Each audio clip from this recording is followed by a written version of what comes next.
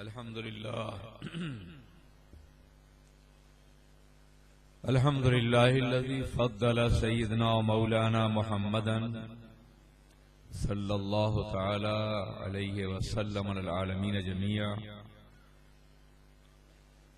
وأقامه يوم القيامة للمذنبين المتلبسين الخطائين الهالكين شفيعا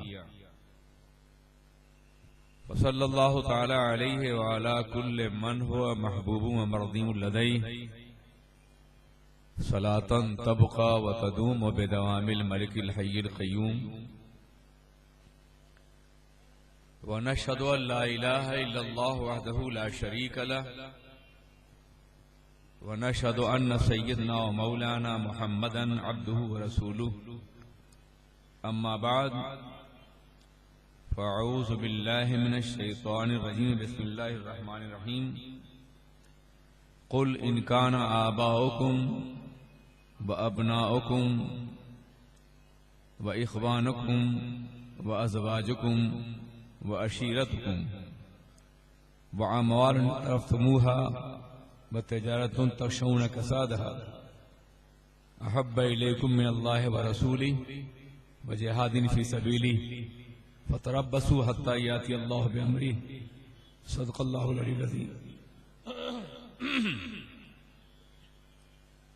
علماء باوقار، عزیزان ملت اسلامیہ، قابل احترام بزرگوں، عزیز بچوں، آئیے ہم اور آپ انتہائی احترام و عقیدت کے ساتھ اپنے اور ساری کائنات کے مرکز عقیدت آقائے دو جہاں حضور رحمت عالم تاجدار مدینہ سرور کائنات محمد الرسول اللہ ارواحنا فدا صلی اللہ علیہ وسلم کی بارگاہ بے کس پناہ میں درود پاک کی نظریں پیش کر لیں. اللہم صلی علی سیدنا مولانا محمد معدن جود والکرم وآلہ الکرام اجمعین. یہ سحر جو کبھی فردا ہے کبھی ہے امروز، نہیں معلوم کہ ہوتی ہے کہاں سے پیدا، وہ سحر جس سے لرزتا ہے شبستان وجود، ہوتی ہے بندے مومن کی اذان سے پیدا. حاضرین کرام، آج کی یہ بزم امام اہل سنت مجدد اعظم فی عصرہ و اوانہ شیخ الاسلام والمسلمین اعلی حضرت امام احمد رضا فاضل بریلوی رحمت اللہ تعالی علیہ کی بارگاہ میں خراج احترام پیش کرنے کے لیے منعقد کی گئی ہے. یہ شب ان کی شب وصال ہے. دنیا کے لوگ جب دنیا سے جاتے ہیں تو ان کے جانے کا ماتم کیا جاتا ہے، مگر جب اللہ کا ولی دنیا سے رخصت ہوتا ہے کہ اس کے سفر کو باضابطہ سیلیبریٹ کیا جاتا ہے، اس لیے کہ وہ سفر وصال محبوب کا سفر ہوتا ہے. مر کے ٹوٹا ہے کہیں سلسلہ قید حیات، فرق اتنا ہے کہ زنجیر بدل جاتی ہے. موت تجدید مذاق زندگی کا نام ہے، خواب کے پردے میں بیداری کا ایک پیغام ہے. میرے جنازے پہ رونے والوں فریب میں ہو بغور دیکھو، مرا نہیں ہوں، غم نبی میں لباس ہستی بدل گیا ہوں. میرے جنازے پہ رونے والوں فریب میں ہو بغور دیکھو، مرا نہیں ہوں، غم نبی میں لباس ہستی بدل گیا ہوں. تیرے کشتوں کو موت آئی تو کتنی بامراد آئی، ادھر ہونٹوں پہ دم آیا صدائے زندہ باد آئی. کشتگانے خنجر تسلیم را، ہر زماں از غیب جانے دیگرس. حاضرین کرام، زندگی کیا ہے، آغاز کب سے ہے اور اس کا انجام کیا ہے، یہ ایک ایسا موضوع ہے جس پہ ہر زمانے میں لکھا گیا ہے، پڑھا گیا ہے، سمجھنے کی کوشش کی گئی ہے. مگر یہ انسانی زندگی کا سب سے بڑا المیہ ہے، بہت بڑی ٹریجڈی ہے کہ انسان کائنات کے ذرے ذرے کے بارے میں تحقیق کر رہا ہے. پتھروں کے دور سے لے کر کے اور سیاروں کے دور تک کوئی ایسی شئی نہیں ہے کہ جس پہ تحقیق نہ کی گئی ہو اور ریسرچ نہ کیا گیا ہو۔ انسان کو اللہ نے ایک بڑی ہی عظیم صلاحیت دی ہے جس کی وجہ سے وہ ساری کائنات سے ممتاز ہے، اور وہ صلاحیت ہے معلومات کو ترتیب دے کر کے مجہولات کو حاصل کرنا، یعنی کچھ نون ریالٹیز کو، سچائیوں کو اس طرح ان آرڈر کرو، اس طرح رکھو کہ جو غیر معلوم حقیقتیں ہیں وہ سامنے آ جائیں۔ اسی کا نام ریسرچ ہے۔ اگر یہ صلاحیت نہ ہوتی تو آج بھی انسان پتھروں کے دور میں رہتا، چکماک جھاڑ رہا ہوتا، کھال سے اپنا جسم چھپا رہا ہوتا، لیکن آج یہ جتنی ترقیاں ہیں یہ تحقیق اور ریسرچ کی بنیاد پر ہیں، جو صلاحیت اللہ نے انسان کو دی ہے۔ مگر عجیب انسان ہے یہ کہ کائنات کی ہر شے کے بارے میں تحقیق کرتا ہے، مگر اپنی ذات کے بارے میں بہت غافل ہے۔ عشق ناپید خرد می گذشت صورت مار، عقل کو تابع فرمان نظر کر نہ سکا، ڈھونڈنے والا ستاروں کی گزرگاہوں کا، اپنے افکار کی دنیا میں سفر کر نہ سکا، جس نے سورج کی شعاؤں کو گرفتار کیا، زندگی کی شب تاریک شہر کر نہ سکا، اپنی حکمت کے خم و پیش میں ایسا الجھا، آج تک فیصلہ نفع و ضرر کر نہ سکا۔ انسان ہر چیز کی حقیقت جانتا ہے، اس کا استعمال جانتا ہے، لیکن اپنے بارے میں وہ بہت غافل ہے۔ وہ نہیں جانتا ہے کہ اس کا وجود کب سے ہے، اس کی انتہا کیا ہے۔ مادہ پرست لوگ صرف یہ کہہ سکتے ہیں کہ ماں کی شکم سے لے کر اور قبر کی گود تک انسان کی زندگی ہے۔ اگر انسان کی زندگی اتنی ہی مختصر ہے تو انسان بہت محروم ہے اور کچھ بھی نہیں ہے۔ حقیقت یہ ہے کہ اسلام نے جو انسانی زندگی کا تصور دیا ہے وہ بہت بلند ہے اور بہت عظیم ہے۔ انسان ماں کی شکم سے پہلے بھی کہیں تھا، اور صرف تھا نہیں، جانتا تھا، بولتا تھا، کلام کرتا تھا، سمجھتا تھا، جواب دیتا تھا۔ قرآن عظیم کا مطالعہ کیجیے، اللہ ارشاد فرماتا ہے کہ ہم نے ارواح سے پوچھا تھا الست بربکم، کیا میں تمہارا رب نہیں ہوں؟ تو سب نے جواب دیا تھا بلا، تو ہمارا رب ہے۔ یہ انسانی وجود سے ہزاروں سال بلکہ لاکھوں سال پہلے کی بات ہے، عالم ارواح کی بات ہے، ورلڈ آف سول کی بات ہے۔ جب انسان کالبد خاکی میں نہیں آیا تھا، انسانی جسم کی شکل میں نہیں آیا تھا، صرف روح تھی جو طواف حرم الہی کر رہی تھی، طواف عرش الہی کر رہی تھی، اور پوچھا گیا تھا کیا میں تمہارا رب نہیں ہوں؟ سب نے کہا ہاں، اور سب سے پہلے روح مصطفیٰ نے کہا تھا ہاں، اور پھر ساری کائنات نے کہا تھا ہاں۔ اصل میں ہم تو جو کچھ کہتے ہیں اپنے رب کے حوالے سے، اپنے پیغمبر کے حوالے ہی سے کہتے ہیں۔ مثال کے طور پر ہم کلمہ پڑھتے ہیں اشہد ان لا الہ الا اللہ واشہد ان محمدا عبدہ ورسولہ، ہم گواہی دیتے ہیں کہ اللہ کے علاوہ کوئی معبود نہیں، اور ہم گواہی دیتے ہیں کہ محمد صلی اللہ علیہ وسلم اللہ کے رسول ہیں۔ کیوں گواہی دیتے ہیں آپ؟ گواہی دینے کے لیے دیکھنا ضروری ہے، واقعے کے وقت موجود ہونا ضروری ہے، حقائق کا احاطہ کرنا ضروری ہے۔ کیا آپ نے اللہ کو دیکھا ہے جو گواہی دے رہے ہیں؟ کیا آپ نے پوری کائنات کا احاطہ کیا جو آپ گواہی دے رہے ہیں؟ یہ وسیع یونیورس، یہ کائنات جس کے ایک ننھے سے سیارے پر، پلینٹ پر آپ بیٹھے ہوئے ہیں، جسے زمین کہتے ہیں۔ یہ زمین اتنی چھوٹی ہے کہ کہکشاں کے ستاروں میں، کہکشاں کے سیاروں میں اس طرح کی کروڑوں زمینیں رکھی جا سکتی ہیں۔ یہ زمانہ اتنا وسیع ہے کہ آغاز پیدائش سے لے کے آج تک 1,86,000 میل فی سیکنڈ کی رفتار سے بہت سے سیاروں کی روشنی چل رہی ہے اور اب تک نہیں پہنچی ہے۔ اتنا وسیع زمانہ ہے، اتنا وسیع مکان ہے، اور آپ کہتے ہیں اللہ کے علاوہ کوئی معبود نہیں۔ کیوں کہتے ہیں آپ؟ کیا آپ نے پوری کائنات کو دیکھا ہے؟ کائنات کے ذرے ذرے کا مشاہدہ کیا ہے آپ نے؟ اس وسیع اسپیس کو اور خلا کو آپ نے ناپا ہے؟ کہیں اور کوئی خدا نہ ہو؟ الحمدللہ یہ اس کائنات کی سب سے بڑی سچائی ہے کہ اللہ کے علاوہ کوئی معبود نہیں۔ ہم اپنے وجود کی نفی تو کر سکتے ہیں مگر اس سچائی کی نفی نہیں کر سکتے۔ وہ ایک ہے، بے مثال ہے، بے نظیر ہے، اور اس کے علاوہ کوئی معبود نہیں۔ یہ ہمارا عقیدہ ہے اور عقیدے کی احساس ہے۔ مگر آپ کیوں گواہی دیتے ہیں؟ وٹنس ہیں آپ اللہ کے وجود کے، دیکھا ہے آپ نے؟ میرے عزیز، یہیں سے مقام مصطفیٰ کا اندازہ ہوتا ہے جو امام سمجھانے کے لیے آئے تھے اعلیٰ۔ میں اسے بتا دینا چاہتا ہوں کہ یقینی طور پر ہم نے نہیں دیکھا ہے، آپ نہیں دیکھا ہے، کائنات کسی فرد نے نہیں دیکھا ہے، مگر ایک دیکھنے والے کا کہا مان لیا ہے، اس طرح سے یوں تجھ کو خدا مان لیا ہے۔ ہم نے نہیں دیکھا ہے مگر ایک دیکھنے والے نے دیکھا ہے، جو قندیل عرش اعظم کی شمع فروزہ بن کر کے کروڑوں سال تک اپنے رب کی تسبیح کرتا رہا ہے، اس نے دیکھا ہے۔ اور ہماری گواہی براہ راست گواہی نہیں ہے، ہماری گواہی شہادت علی شہادت ہے، پیغمبر کی گواہی پر گواہی دے رہے ہیں۔ انہوں نے گواہی دی ہے تو ہم بھی گواہی دے رہے ہیں۔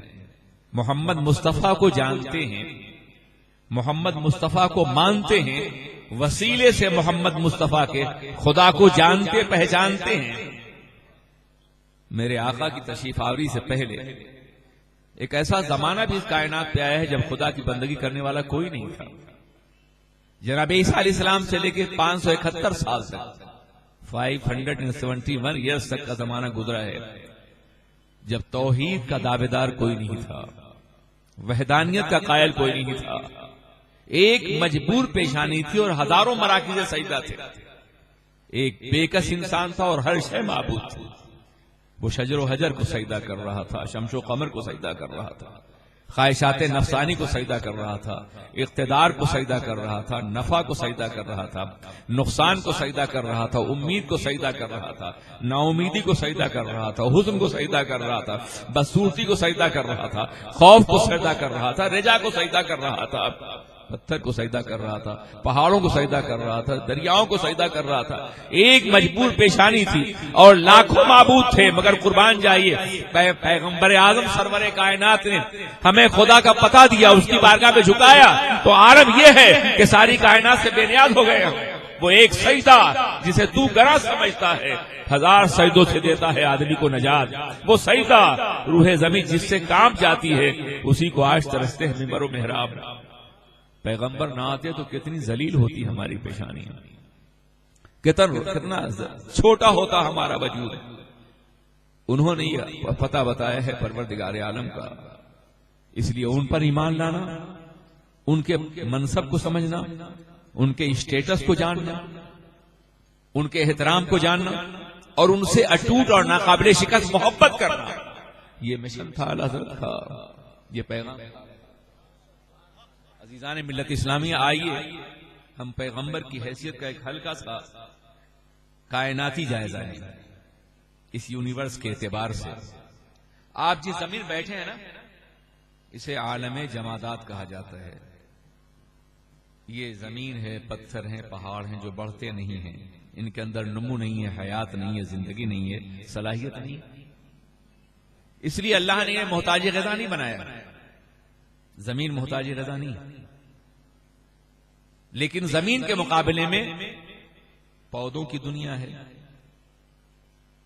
پہاڑ درختوں کی دنیا ہے، وہ انہیں بڑھنے کی صلاحیت دی گئی۔ زمین کے اندر بڑھنے کی صلاحیت نہیں، نمو نہیں۔ قانون فطرت یہ ہے کہ جب دائرہ اختیار بڑھایا جاتا ہے تو دائرہ احتیاج بھی بڑھا دیا جاتا ہے۔ مجھے یقین ہے کہ میری تقریب نعرہ نہیں لگائیں گے اور لگائیے گا بھی نہیں، بھول جاؤں گا میں۔ درشی پڑھی اللہم صلی علی سیدنا مولانا محمد مادنی یود والکرم اور وقت بھی ضائع ہوگا۔ تو میں یہ عرض کرنا چاہتا ہوں، غور سے سماعت فرمائیں تاکہ میں امام احمد رضا کے مشن کو سمجھا سکوں۔ میرے عزیز ساتھیو، وہ ایک شخصیت ہے، وہ ایک ذات ہے، وہ ایک کردار ہے، وہ ایک انجمن ہے، وہ ایک تحریک ہے، وہ امامت عظما کے عصر حاضر میں منصب پہ فائز ہے۔ اس ذات پاک کو سمجھنے کے لیے ہمیں روایات کا سہارا لینے کے بجائے حقائق کا مطالعہ کرنا ہوگا۔ کوئی ایسی شخصیت ہوتی کہ جس کے بارے میں صرف واقعات مشہور ہوتے، فلاں بزرگ ایسے تھے، پہاڑوں پہ رہتے تھے، جنگلوں میں غائب رہتے تھے، خلا میں پرواز کرتے تھے، کھانا ان کے پاس خود آ جاتا تھا۔ اگر ایسی کوئی شخصیت ہوتی تو اس کے ساتھ دلائل نہیں ہوتے، استدلال نہیں ہوتا ہے، روایتیں ہوتی۔ امام احمد رضا کی شخصیت ایسی کوئی شخصیت نہیں کہ جس کے ارد گرد ہم نے کوئی حالہ قائم کر رکھا ہو، روایات کا یا عقیدتوں کا یا غلو کا۔ ان کی ذات ایک ایسی ذات ہے کہ کئی لاکھ صفحات پر ان کا چہرہ نمایاں نظر آتا ہے، ان کا کردار نمایاں نظر آتا ہے۔ وہ ایک ایسی ذات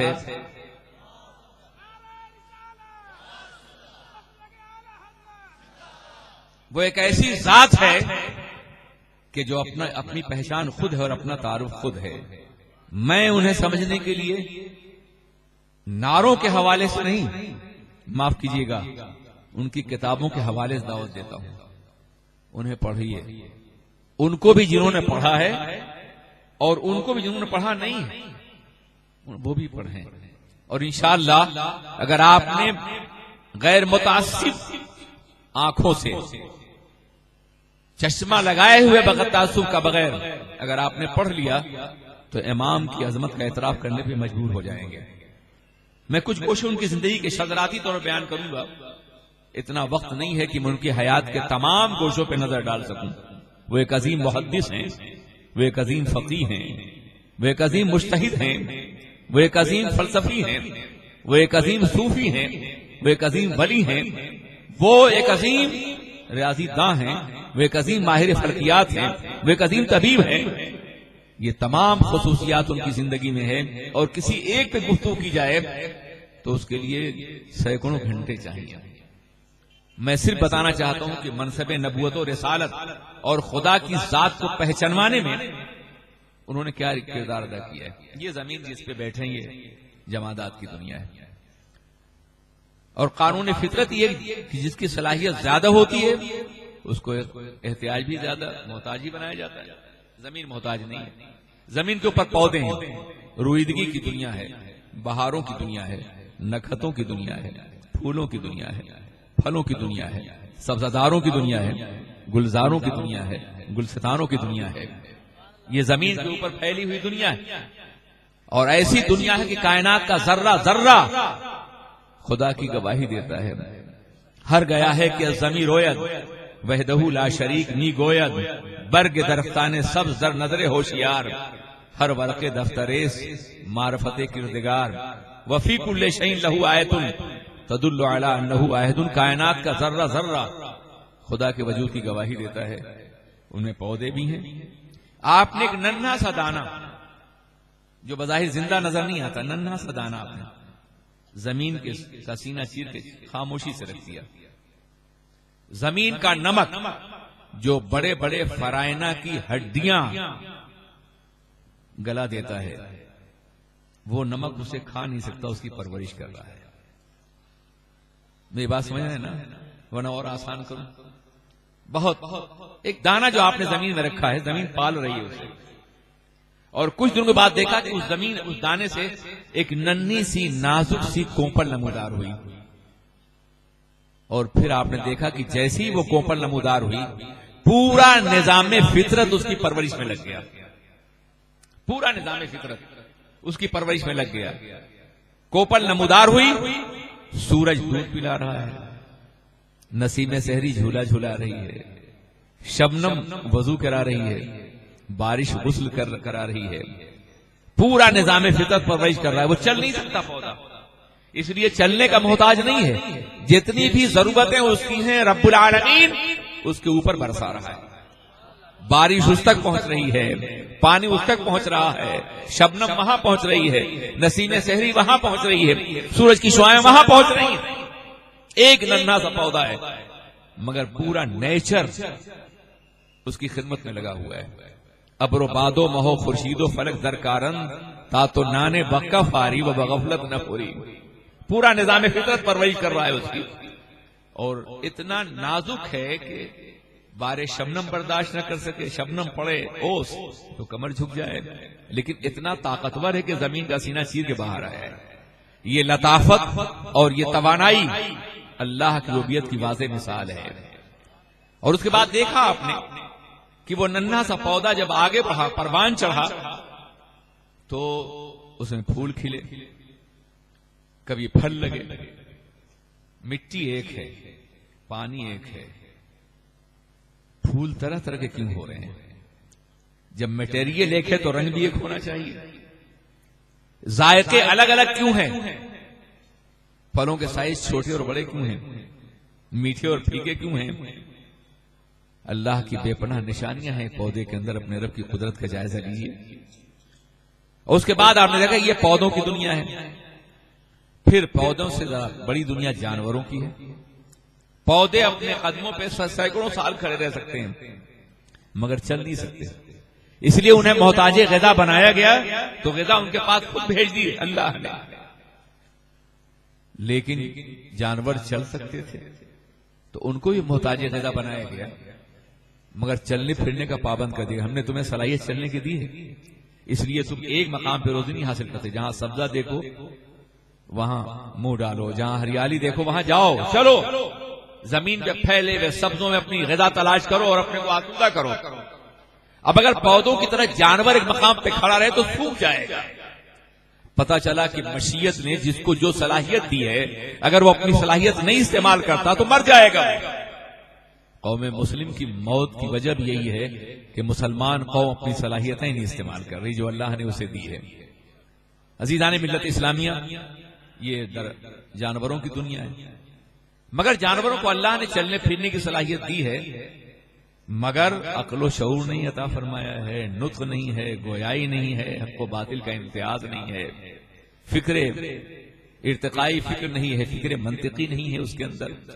وہ جانور ہے، صرف کھا پینا جانتا ہے اور مر جاتا ہے، شہوت ہے، کھانا پینا ہے اور موت ہے۔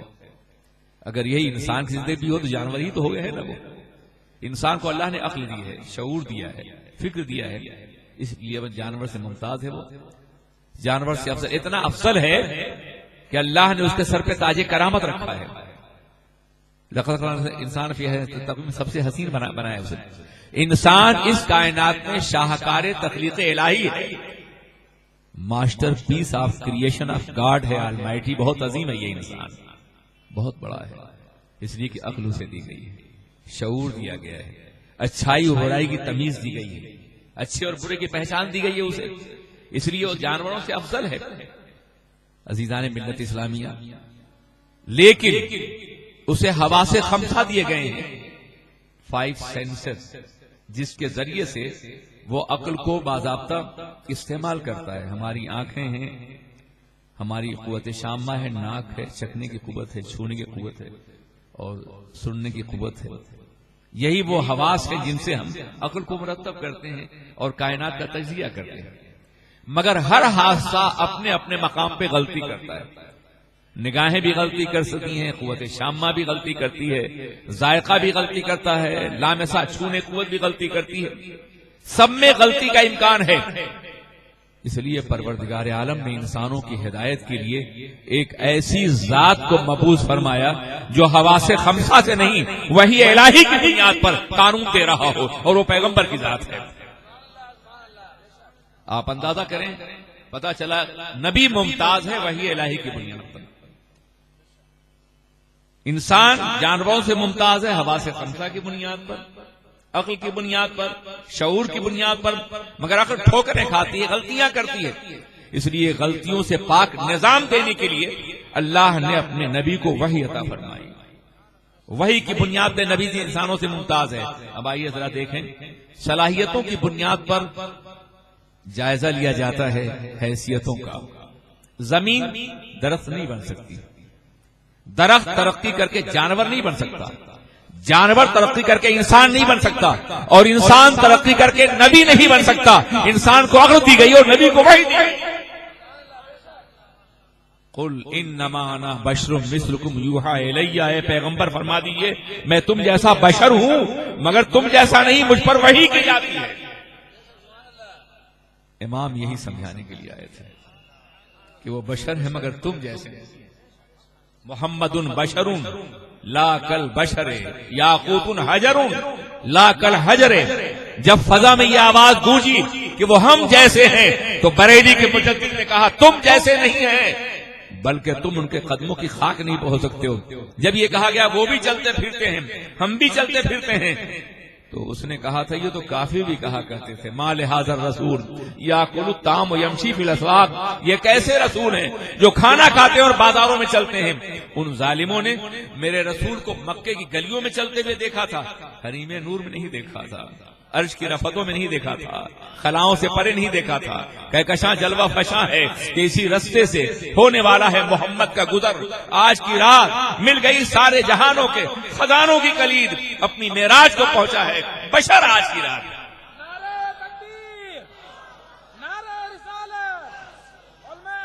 وہ کہتے ہیں وہ بشر محض اس لیے تھے کہ وہ بھی کھاتے پیتے تھے.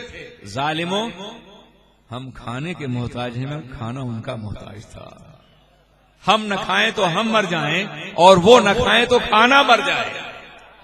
آپ کہو کہ شاید مبالغہ بول رہے ہو, تم لوگوں کی فطرت یہ نہیں, ایسی بات نہیں ہے. جس کھانے کو سرکار نے بنظر اباحت دیکھ لیا ہے وہ کھانا قیامت تک کے لیے حلال ہو گیا ہے, اور جس سے نگاہیں پھیر لی ہیں وہ کھانا قیامت تک کے لیے حرام ہو گیا ہے. اور کھانا وہی ہے جسے حلال کہا.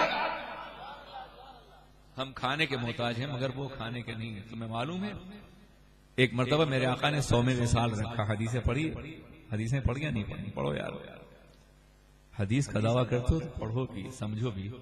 احادیث میں نبی کا منصب تلاش کرو اور قرآن عظیم میں سرکار کا چہرہ ڈھونڈو, ان کا روح زیبا ڈھونڈو.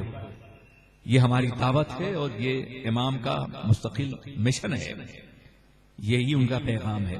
تلاش کرو پیغمبر کو قرآن عظیم کی مقدس آیات مبارکہ میں, احادیث مبارکہ میں.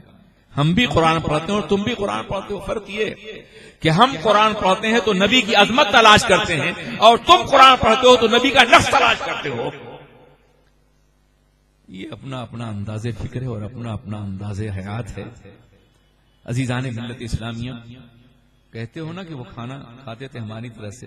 یار 100ویں وصال ہے, رات کو افطار نہیں کی, سحری نہیں کی, پھر روزہ رکھا دوسرے روز تیسرے روز. صحابہ نے دیکھا تو سمجھا کہ شاید یہ زیادہ بہتر طریقہ ہے. وہ تو سنتوں کے پابند تھے, جہاں ادائے مصطفیٰ کو دیکھا جھک گئے. انہوں نے بھی ایسا روزہ رکھنا شروع کیا.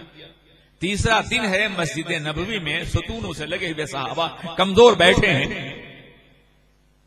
میرے آقا نے فرمایا کیا حال ہے تمہارا میرے صحابہ؟ کہا یا رسول اللہ آپ نے رات اور دن کا روزہ رکھا تو ہم نے بھی رکھا ہے. تو آپ نے فرمایا تھا ایکم مثلی یطعمنی ربی ویسقینی, تم میں سے کون ہے میرے جیسا, مجھے تو میرا پروردگار کھلاتا اور پلاتا ہے. تم کہتے ہو وہ بھی سوتے تھے, ہم بھی سوتے تھے. عزیزان ملت اسلامیہ, تم نے حدیث کے یہ الفاظ نہیں پڑھے, ابھی تو عند ربی, میں راتیں اپنے رب کی بارگاہ میں گزارتا ہوں. تن بستر رسول پہ, دل عرش آشیاں, دنیا سمجھ رہی تھی انہیں نیند آ گئی. وہ سو جائیں تو معراج منامی, وہ جاگیں خود تو خدا سے ہم کلامی. تم نے ان کو اپنے جیسا بشر کہا تو امام نے ان کی عظمت رسالت کو اور منصب نبوت کو دنیا کے سامنے واضح فرمایا. تم نے ان کے علم پر تنقید کی کہ انہیں دیوار کے پیچھے کی خبر نہیں ہے, تو انہوں نے اپنی ہزاروں صفحات پہ پھیلی ہوئی کتابوں کے ذریعے سے یہ بتایا کہ ہماری زندگی 2 حصوں پر بٹی ہوئی ہے, ایک موت سے پہلے کی زندگی اور ایک موت کے بعد کی زندگی. ہماری زندگی صرف قبر تک نہیں ہے, ہم پیدا ہونے سے پہلے بھی عالم ارواح میں تھے اور مرنے کے بعد بھی ایک زندگی ہوگی, لافانی ہوگی. وہ ماہ و سال کے اندر گھری ہوئی نہیں ہوگی. جنت کی زندگی وہ ہوگی جہاں زمانہ دم توڑ چکا ہوگا اور ہمیشہ انسان رہے گا. خرد ہوئی ہے زمان و مکان کی زناری, نہ ہے زمان نہ مکان, لا الہ الا اللہ. انسان بہت عظیم ہے. وہ زندگی جو ہمیشہ باقی رہنے والی, وہ موت کے بعد شروع ہوگی. موت سے پہلے کی زندگی ہمارے سامنے عالم مشاہدہ ہے, لیکن موت کے بعد کی زندگی عالم غیب ہے نا. کوئی سائنس ہے جس سے قبر کے عذاب کا اندازہ کیا سکے, نعمتوں کا؟ کوئی علم ہے جس سے جنت کو جانا جا سکے, دوزخ کو جانا جا سکے؟ کوئی طریقہ ہے جس سے صراط کو جانا جا سکے؟ کوئی راستہ ہے جس سے کوثر کو جانا جا سکے؟ یہ سارا غیب ہے، اور یہ سارا غیب وہ ہے جس کی خبر سرور کائنات نے ہم کو دی ہے۔ اگر تم انہیں کے غیب کے منکر ہوگے تو آدھی حیات کے منکر ہو جاؤ اپنی۔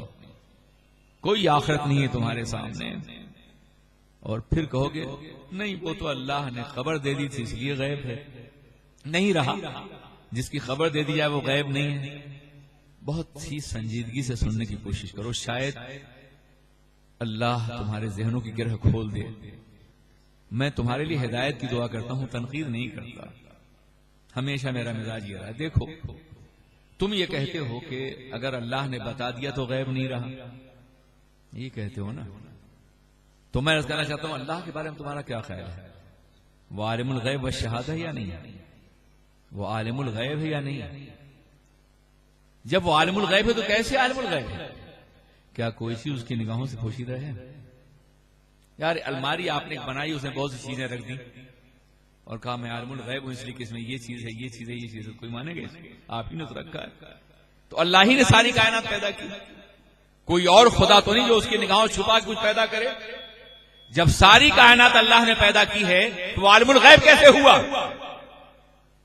آپ کہو گے، جب آپ نہ دے سکو لیکن میں دے دیتا ہوں آپ کی طرف سے، آپ کہو گے غیب کی حیثیت اعتباری ہے، اضافی ہے۔ وہ عالم الغیب ہے اپنے بندوں کے اعتبار سے، بندے نہیں جانتے جس کو کائنات نہیں جانتی اس کے اللہ جانتا ہے، تو عالم الغیب ہے اپنے بندوں کے اعتبار سے، تو پتہ چلا غیب کی اعتباری۔ وہ عالم الشہادہ ہے اپنے اعتبار سے، عالم الغیب ہے بندوں کے اعتبار سے۔ تو میں عرض کرنا چاہتا ہوں کہ نبی غیب داں ہیں امتیوں کے اعتبار سے۔ امتی جو نہیں جانتے تھے نبی وہ جانتے ہیں، اس کی خبر دینے کے لیے جلوگر ہوئے ہیں۔ اس لیے اگر تم اللہ کو عالم الغیب مانتے ہو تو نبی کو غیب داں تمہیں ماننا پڑے گا۔ تمہیں صرف وہ آیت یاد ہے جس میں تم نے بورڈ لگا رکھا ہے مسجدوں میں علم غیب کے نفی کی آیتیں، مگر جہاں علم غیب کی وضاحتیں ہیں اس کا تذکرہ تم کبھی نہیں کرتے ہو۔ قرآن عظیم ارشاد فرماتا ہے وما ہوا علی الغیب بضنین، پیغمبر غیب کے بتانے میں بخیل نہیں ہے۔ جو بتانے میں بخیل نہ ہو خود غیب دانا ہو، یہ کیسے ممکن ہے؟ مجھے بتاؤ کہ قرآن پاک ارشاد فرماتا ہے کہ اللہ تبارک و تعالیٰ اپنے غیب پر کسی کو مسلط نہیں کرتا الا من ارتضی من رسولہ، مگر اپنے پیغمبروں جسے چن لیتا ہے۔ پیغمبر کو مرتضی مانتے ہو یا نہیں مانتے؟ مصطفیٰ مانتے ہو یا نہیں مانتے؟ تو مانو کہ صاحب غیب تھے وہ۔ جہاں نفی کی بات آئی ہے اس کی بھی ایک وجہ ہے۔ جہاں کہا گیا ہے پیغمبر غیب نہیں جانتے تو ذاتی طور پہ نہیں جانتے ہو، اور جہاں کہا گیا ہے جانتے ہیں تو اللہ کی عطا سے جانتے ہیں۔ ذاتی غیب صرف اللہ کی صفت ہے، یہ پیغمبر کی نہیں ہے، لیکن عطائی غیب اللہ کی عطا سے پیغمبر کو عطا ہوا۔ پورا عالم آخرت غیب ہے، قبر غیب ہے، حشر غیب ہے، حتیٰ کہ خدا غیب الغیوب ہے، سب سے بڑا غیب ہے۔ وہ تو غیب الغیوب خبر دینے آئے تھے، اس کی صفات، اس کے ایٹریبیوٹس کے بارے میں خبر دینے کے لیے آئے تھے۔ عزیزان ملت اسلامیہ، تم کہو گے کہ آپ اسے غیب کہتے ہیں، میں نے قرآن نے کہا ہے یؤمنون بالغیب، مومن اور متقی وہ ہیں جو غیب پر ایمان لاتے ہیں۔ یہ کون سا غیب؟ یہ وہی ہے جو سرکار نے خبر دیا ہے۔ تو جسے قرآن نے غیب کہا ہے اسے غیب سے انکار کیسے کرو گے؟ تو جب ذات رسول پر حملہ ہوا تو امام احمد رضا نے اس کا جواب دیا، اور جب علم رسول پہ حملہ ہوا تو بھی جواب دیا، جب شفاعت مصطفیٰ کا انکار کیا گیا تو بھی جواب دیا، اور جب اختیارات کا انکار کیا تو بھی جواب دیا۔ ہزاروں صفحات پیغمبر کے دفاع میں اللہ کے رسول نے عطا فرمائے ہیں ہمیں، جناب امام رضا نے عطا فرمائے ہیں، ہزاروں صفحات، ہر حیثیت سے، ہر اعتبار سے۔ عقائد اہل سنت ہر دور میں عہد صحابہ سے لے کر کے آج تک وہی ہیں جو ہمارے۔ احمد رضا کا کوئی نیا مسلک نہیں تھا، اہل سنتی کا مسلک ہے، صحابہ ہی کا مسلک ہے۔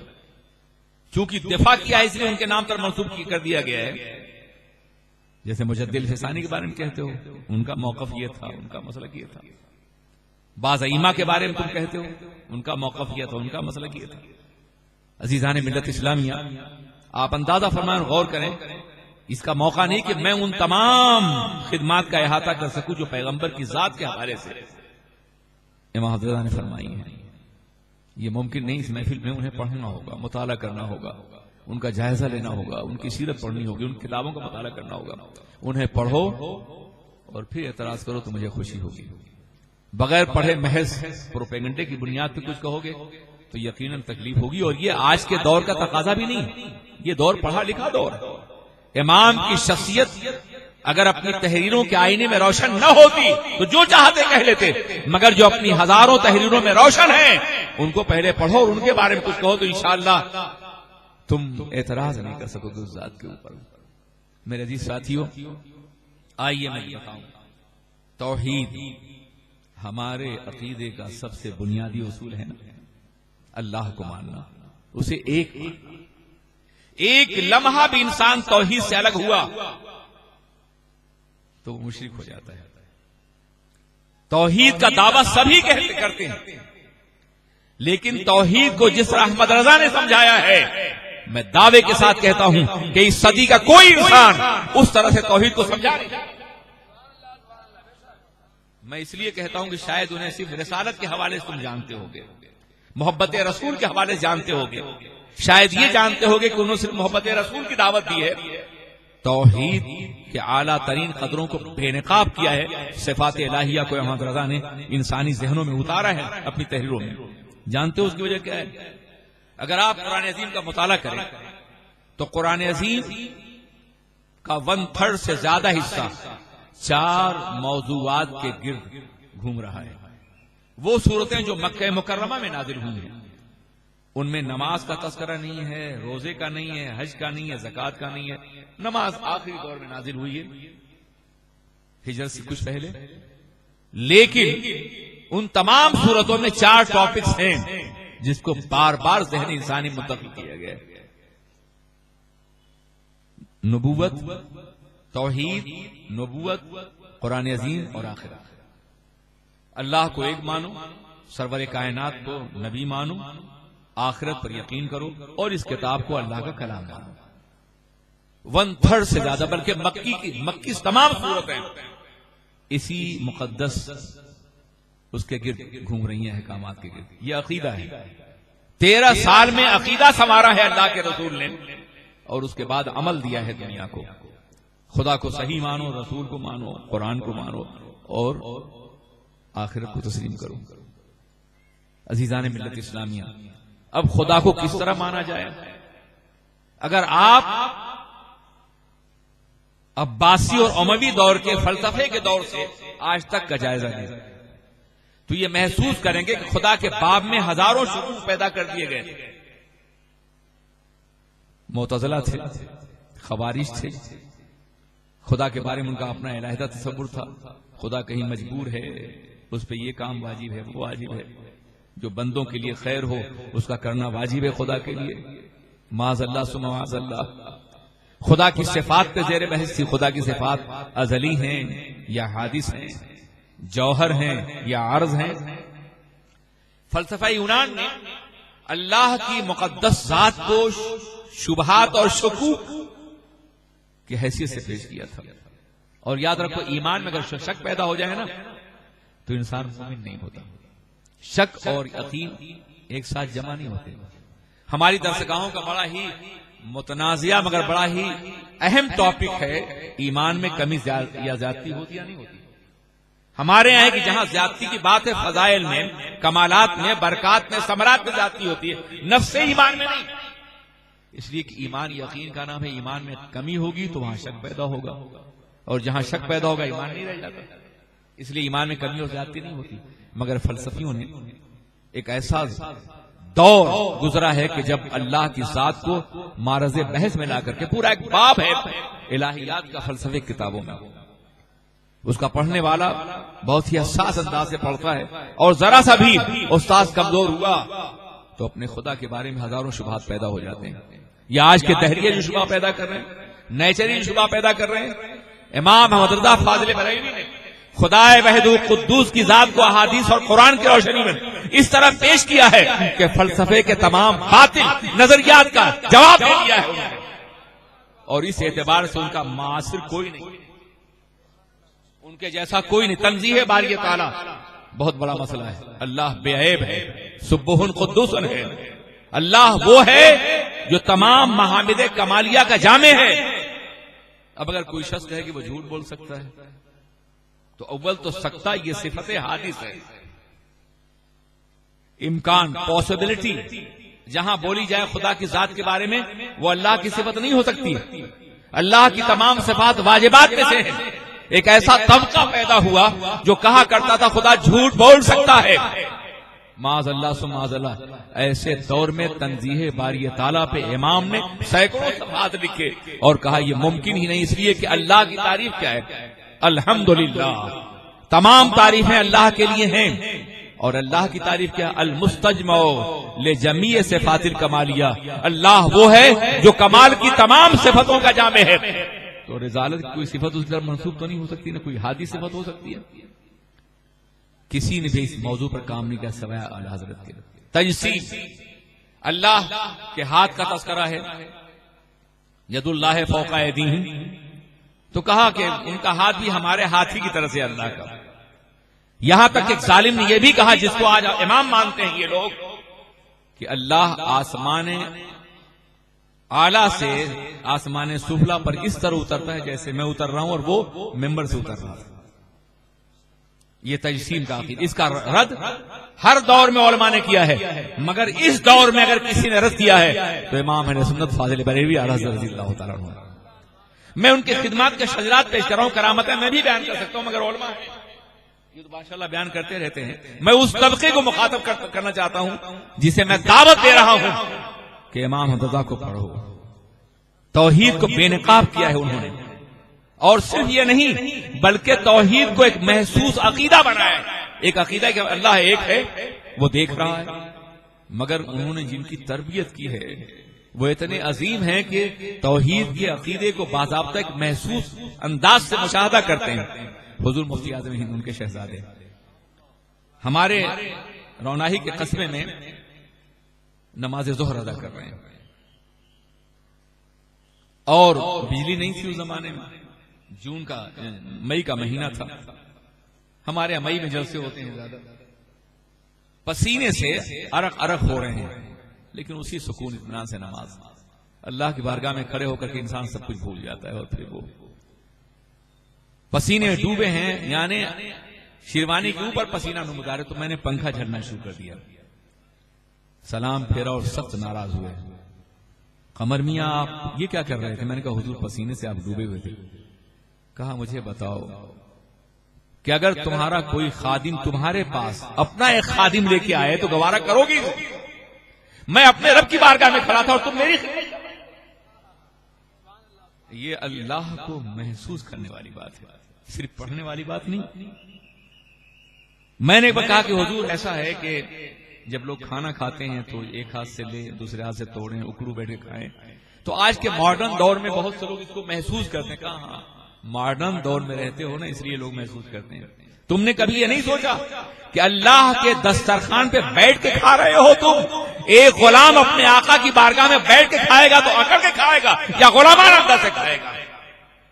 محسوس کر رہے ہیں؟ یہ ذات الہ کو محسوس کرنے کی بات ہے، صرف بولنے کی بات نہیں. نمازوں کا یہ عالم ہے اللہ اکبر کہ جماعت میں امام جاتے ہیں تو بیماری کی حالت میں سہارے سے جاتے ہیں. سہارے سے جاتے ہیں اس لیے کہ میرے آقا بھی سہاروں سے تشریف لے گئے تھے. صلو کما رأیتمونی اصلی، نماز اس طرح سے پڑھو جیسے تم مجھے پڑھتا ہوا دیکھتے ہو. جب سہاروں سے چلنے کی عادت کی طاقت بھی نہیں رہی مرض وصال میں تو روتے تھے اور بستر پہ نماز پڑھتے تھے. اس کا تذکرہ انہوں نے اپنے مختلف مکاتب میں کیا ہے کہ جماعت چھوٹ رہی ہے، میں مسجد نہیں جا پا رہا ہوں. جب تک جا سکتے تھے سہاروں سے گئے، دو دو آدمی لے گئے. جب کھڑے نہیں ہو سکتے تھے تو باضابطہ انہیں کرسی پہ بٹھال کے لے جایا گیا. مدتوں اس طرح پڑھتے رہے. آپ کے بغل میں اذان ہوتی ہے، آپ نماز نہیں پڑھتے، نعرے ضرور لگاتے ہیں آپ. اعلیٰ حضرت زندہ باد. یار ان کا عمل بھی کردار تو دیکھو نا. آپ کے بغل میں ہوتی ہے اذان اور آپ مسجد نہیں جاتے ہیں، اور ان کا یہ عالم کہ اگر کبھی نماز چھوٹ گئی تو بے قرار ہو گئے. میرے آقا حضور سید عالم تاجدار مدینہ سرور کائنات محمد الرسول اللہ ارواحنا فدا صلی اللہ علیہ وسلم فدا ہو ابی و امی آباؤنا و اجدادنا. مرض وصال میں وہ بھی جماعت میں چندی شریک نہیں ہوئے تھے. صدیق اکبر نماز پڑھائی تھی. ایک روز ذرا افاقہ ہوا تو آپ دروازے پہ تشریف لائے اور آپ نے پردہ ہٹایا. ٹاٹ کا پردہ تھا. صحابہ کرام نے محسوس کیا کہ آقا جلوگر ہو چکے ہیں. قبلے کی طرف رخ تھا مگر حدیث پاک پڑھیے صحابہ نے رخ اپنا رسول کی طرف کر دیا. ایک قبلے کی طرف رخ تھا, سرکار آئے تو جانے قبلہ کی طرف پھر گئے. وہ جانتے تھے کہ یہ وہ ذات ہے کہ جس کے حکم سے قبلہ بدلا گیا ہے. قد نرى تقلب وجهك في السماء. تو ظاہر ہے کہ قبلے کی طرف تھے مگر قبلہ کائنات جلوگر ہوئے. جنت نگاہ ہے, خلد نظارہ ہے, شہر آرزو ہے, مرکز عقیدت ہے, قبلہ اطاعت ہے, کعبہ انقیاد ہے, جان تمنا ہے. صحابہ کہتے ہیں کہ ہم نے یہ محسوس کیا کہ سرکار کا چہرے مبارک مسرتوں کی وجہ سے قرآن کا کھلا ہوا ورق ہے. یہ روایت صحابہ کر رہے ہیں جب حضور اپنے حجرے میں کھڑے ہیں. ان کا حجرہ دیکھو اور وہ مقام دیکھو جہاں سرکار کھڑے ہوتے تھے امامت کے لیے. پورا پلٹنا پڑا ہوگا صحابہ. ہمارا یہ عالم قبلے سے ہماری پشت اگر ہمارا سینہ پلٹ جائے تو نماز نہیں ہوتی, مگر ان کی نماز تو کامل ہو گئی تھی رسول کو دیکھنے کے بعد. تمہارا عقیدہ ہے کہ نماز میں رسول کا خیال ہے, نماز نہیں ہوتی, اور ہمارا عقیدہ ہے کہ وہ نماز ہوتی ہی نہیں ہے جس میں میرے آقا کا خیال نہ آئے. یہ کیسے ممکن ہے کہ وہ فرماتے ہیں سلو کما رأیتمونی اصلی, نماز اس طرح سے پڑھو جیسے تم مجھے پڑھتا ہوا دیکھ رہے ہو. تو جب ان کی اداؤں کو نقل کرو خیال تو آئے گا نا کہ سرکار ایسے کھڑے ہوتے تھے, اس طرح رکوع کرتے, اس طرح سجدہ کرتے تھے. خیال نہیں آئے گا؟ یقیناً آئے گا. میں تو کہتا ہوں کہ جو نماز ان کی اداؤں کے مطابق لفظ کی رعایت دیکھو, اردو ادب کی ادا بھی دیکھو اور عربی کی اصطلاح فقہ کی ادا بھی دیکھو. جو نماز ان کی اداؤں کے مطابق ادا کی گئی تو ادا ہوگی, ورنہ قضا بھی نہیں ہو سکے گی. مصطفیٰ کی اداؤں ہی کا نام نماز ہے. صلو کما رأیتمونی اصلی, نماز اس طرح سے پڑھو جیسے تم مجھے پڑھتا ہوا دیکھ رہے ہو. اور پھر ظالموں کا خیال کیسے نہیں آئے گا جب تم پڑھو گے التحیات للہ والصلوات والطیبات والسلام علیک ایھا النبی, یا نبی سلام علیک. ایھا جو ہے یہ طاقتور ہے, یا بھی مخاطب کا صیغہ ہے, مگر ایھا کسی عظمت کے اظہار کے لیے آتا ہے. یا ایھا الرسول بلغ ما انزل الیک, یا ایھا النبی, سرکار کو جہاں جہاں مخاطب کیا گیا ہے وہ ایھا کے ذریعے مخاطب کیا گیا ہے. یا ایھا المزمل, یا ایھا المدثر. قرآن پڑھتے ہیں نہیں پڑھتے یار؟ غور سے سنو, اس لہجے میں پڑھنے کی کوشش کرو. میرے نبی کو تلاش کرو قرآن میں, ان کے منصب کو تلاش کرو, ان کی عظمتوں کو ڈھونڈو. یا ایھا المدثر, یا ایھا المزمل, یا ایھا الرسول, یا ایھا النبی انا ارسلناک شاہدا وبشیرا ونذیرا. پڑھتے ہیں یا ایھا, یہ بہت ہی پرجلال لفظ ہے جو کسی باعظمت کے لیے بولا جاتا ہے. اور اللہ نے اپنے نبی کو اتنی عظمت دی ہے کہ خود اپنے کلام میں یا ایھا سے مخاطب کر رہا ہے. ہم تو یا نبی کہتے ہیں, تمہیں اعتراض ہو جاتا ہے یار. قرآن نے تو یا ایھا کہا ہے, جگہ جگہ کہا یا نہیں کہا. اور پھر تشہد میں بیٹھ کے پڑھتے ہو کہ السلام علیک ایھا النبی, اے نبی تم پہ سلامتی ہو. تو یار بیٹھ کے جب تم یا ایھا النبی کی یا نبی سلام علیکہ کہتے ہو, باہر کہہ دیا تو کیوں اعتراض ہوا تمہیں؟ تمہاری نمازیں خود تمہارے اعتراض کا جواب ہیں. مت پڑھو ایھا النبی, نماز میں پڑھو السلام علیکم ایھا النبی.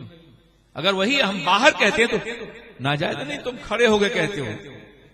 تو میں کہتا ہوں کہیں شرط لگائی ہے قرآن و حدیث نے کہ بیٹھی کے درود پڑھو؟ کوئی ایک مقام دکھا دو. منع کرنے کے لیے قرآن سے اور حدیث سے دلیل چاہیے.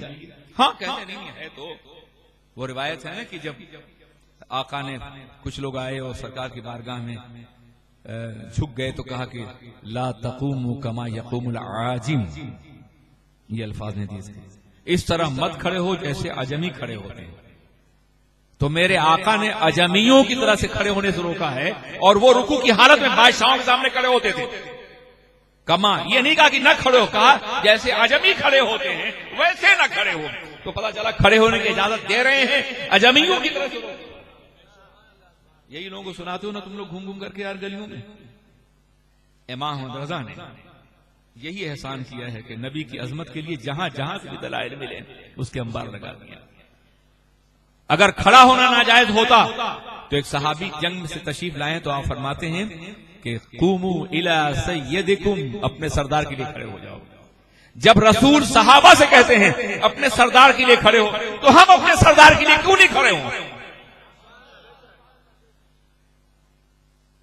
میرے عزیز ساتھیو، درمیان کی بات آ گئی تو میں عرض کرتا کہ نماز میں رسول کا خیال تو آئے گا، ہم ان پہ سلام بھیجتے ہیں، خیال تو آئے گا، مگر خیال عبدہ و رسولہ کی حیثیت سے آئے گا، خدا کی حیثیت سے نہیں.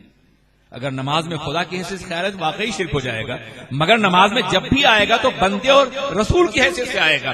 اور پھر درود پڑھتے ہیں اللہم صلی علی محمد وعلی آل محمد، درود پڑھیں خیال. تو کتنی بدبخت ہے وہ جماعت جس نے یہ لکھا ہے کہ نماز میں رسول کا خیال آ جائے تو میں اس کے آگے نقل نہیں کر سکتا. میری زبان کے اندر ضرورت نہیں ہے کہ میں نقل کر سکوں. نقل کرنا بھی ایک گناہ عظیم ہے. اس طرح کی عبارتوں کو لوگ جانتے ہیں کیا کچھ کہا گیا اس سلسلے میں. عزیزان ملت اسلامیہ، اس طرح کے جتنے بھی مسائل ہیں آپ ان میں امام کی تحریریں دیکھیں، ان کی فکر دیکھیں، ان کا فلسفہ دیکھیں. پوری زندگی اللہ کے رسول کی عظمت کے دفاع میں خرچ ہوئی. اور کیوں نہ ہو، وہ جانتے تھے کہ پروردگار عالم کی سنت ہے یہ. آپ قرآن عظیم پڑھیے، جہاں جہاں کافروں نے پیغمبر پر کوئی الزام لگایا وہاں جواب خدا نے دیا. پورا قرآن دیکھیے، کافروں نے کہا وہ شاعر ہیں، اللہ کہتا ہے وما هو بقول شاعر وما علمناه الشعر وما ينبغي له، یہ قول شاعر نہیں، نہ شعر سکھایا اور نہ مناسب ہے.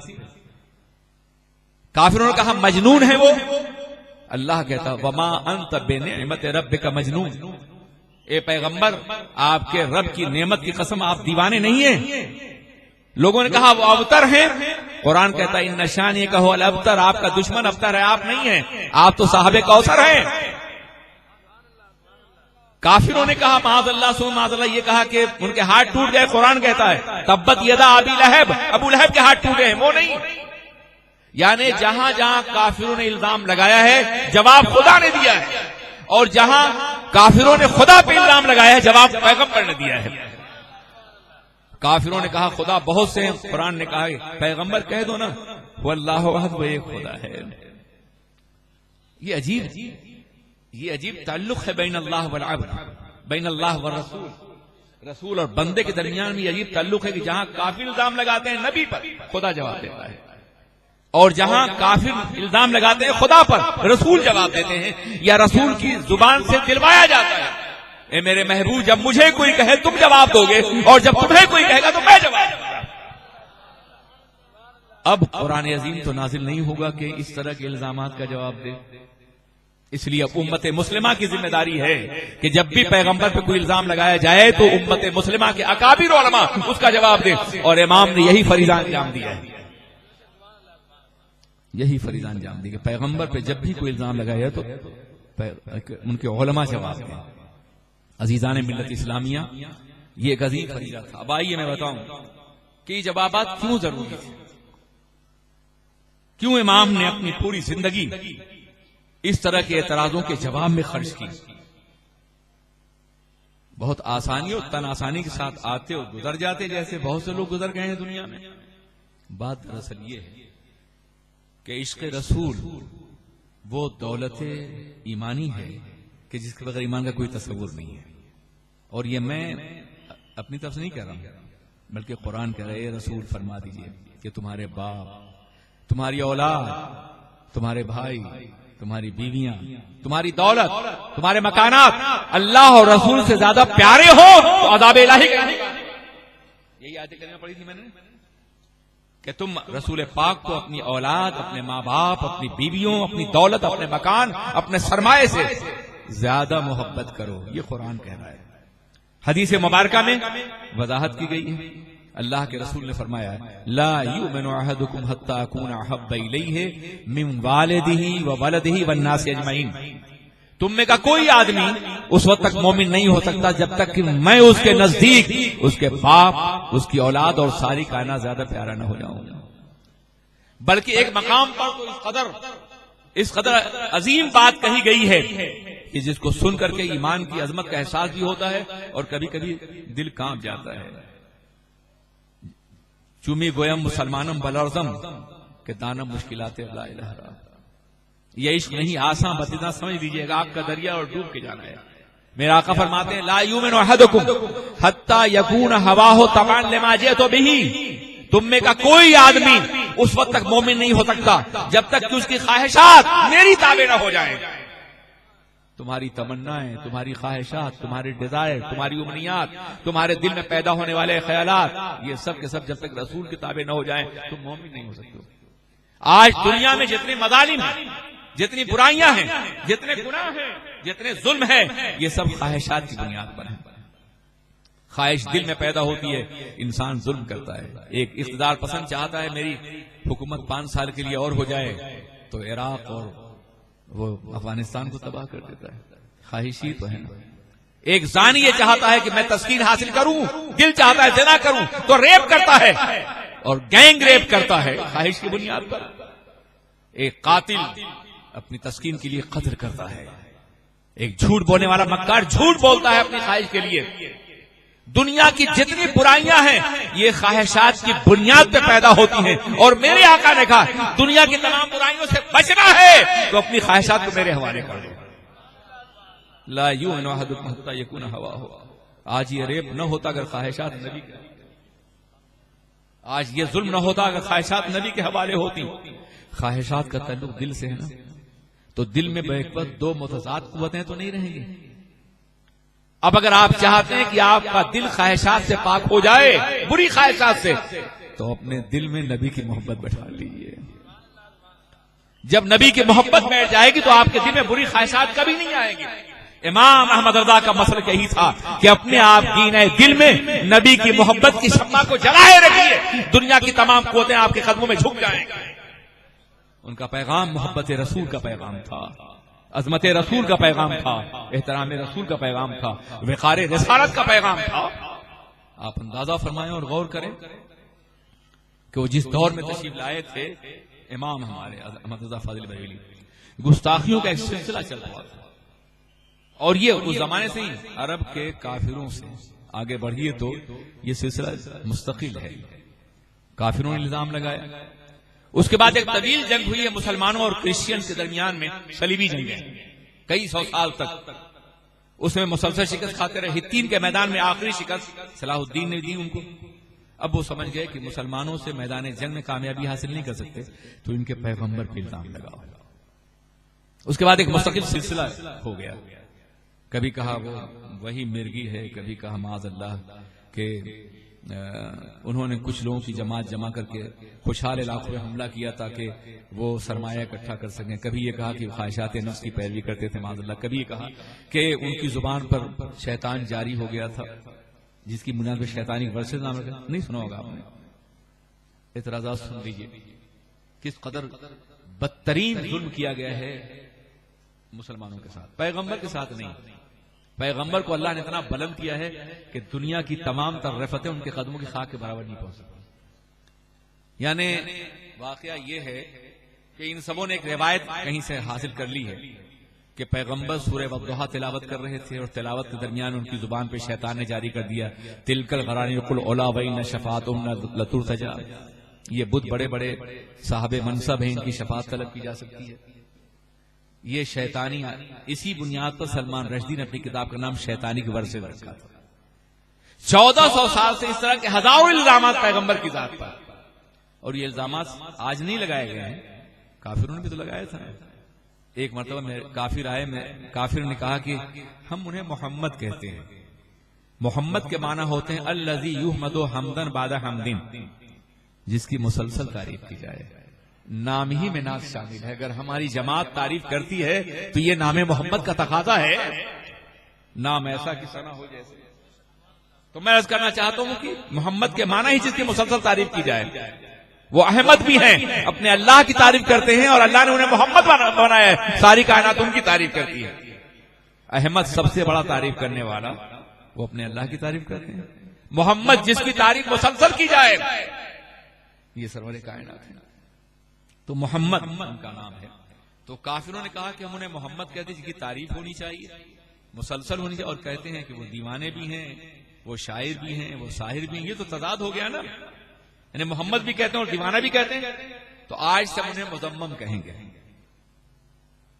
تو صحابہ سرکار کی بارگاہ میں آئی، یا رسول اللہ لوگ آپ کو مذمم کہتے ہیں. تو آپ نے تبسم فرمایا، یوں مسکرائے جان سی کلیوں پڑ گئی، یوں لب کشا ہوئے گلستان بنا دیا، آلام روزگار کو آساں بنا دیا، جو غم ہوا اسے غم جانا بنا دیا. آپ نے تبسم فرمایا اور کہا کسی مذمم کو کہتے ہوں گے، میں تو محمد ہوں نا. نام ہی ایسا رکھ دیا اللہ نے کہ جس کی توہین ہو ہی نہ سکے. نام ایسا کہ ثنا ہو جیسے. اب آج بھی تو کبھی کارٹون بناتے ہیں لوگ. کارٹون بنانے کے لیے کوئی فیشیل آؤٹ لک تو ہونا چاہیے، کوئی چہرہ تو ہونا چاہیے. اس کو بگاڑ دیتے ہیں، مسخاگا کر دیتے ہیں، ٹیڑھا میڑھا کر وہ کارٹون بن جاتا ہے. کیا میرے آقا کی کوئی تصویر ہے دنیا میں؟ میاں اگر کیمرہ ہوتا بھی تو میرے آقا کی تصویر نہیں آ سکتی تھی. جانتے ہو کیوں؟ تصویر کے لیے سارے جسم چاہیے. وہ تو نور تھے، شعائیں پاس ہو جاتی، تصویر نہ اترتی. جن کا سایہ نہیں ان کی تصویر کیسے ہو سکتی تھی؟ تو اگر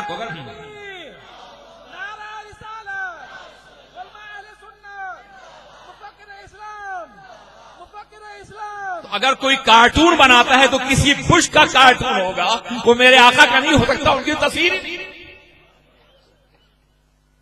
وہ محمد ہے. مذمم کہنے سے کیا ہوتا ہے؟ کہنے دیے لوگوں کو.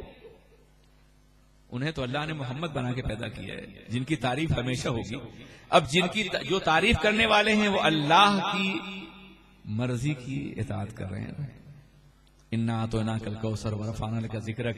اور جو تنقیص تلاش کرتے ہیں نبی کی ذات میں، یہ نہیں تھے، وہ نہیں تھے، وہ نہیں تھے، یہ کمی تھی، وہ کمی تھی، وہ مرضی الہی کے بھی خلاف ہیں اور قرآن پاک کے فیصلوں کے بھی خلاف ہیں. ایک دفعہ وہ اپنے ذہن کی تطہیر کریں، تھوڑی دیر کے لیے سوچیں کہ ہم کس راہ پہ جا رہے ہیں اور کیا کرنے جا رہے ہیں. عزیزان ملت اسلامیہ، تو میں یہ عرض کرنا چاہتا ہوں کہ عجیب معاملہ ہے. اللہ نے ان کو بے سایہ بنایا تاکہ ان کی تصویر نہ بنے. اور ایک بہت بڑا مغربی مفکر ہے پروفیسر رینان، وہ یہ کہتا ہے کہ پیغمبر اسلام کا سب سے بڑا کمال یہ تھا کہ انہوں نے ذات الہی کو غیر مرئی اور غیر مجسم نہ پیش کر کے ہمیشہ کے لیے رسوا ہونے سے بچا لیا. حالانکہ وہ غیر مرئی اور غیر مجسم تو ہے، یہ تو آقا نے تعارف کرا ہے نا، وہ تو ہے. لیکن اس نے یہ کہا ہے کہ پیغمبر اسلام کا سب سے بڑا کمال یہ ہے کہ انہوں نے ذات الہی کو، اللہ کی ذات کو دیکھی جانے والی اور جسم رکھنے والی نہیں قرار دیا. اس لیے جو تصویر بنے گی وہ ذلیل ہوگی. کتنے معبودان باطل کی تصویریں قدموں سے روندی جاتی ہیں. تو اللہ کی ذات کو غیر مجسم قرار دیا اور غیر مرئی قرار دیا تاکہ ان کی رسوائی نہ ہو سکے، اور اللہ نے اپنے نبی کو محمد قرار دیا تاکہ ان کی بھی رسوائی نہ ہو سکے.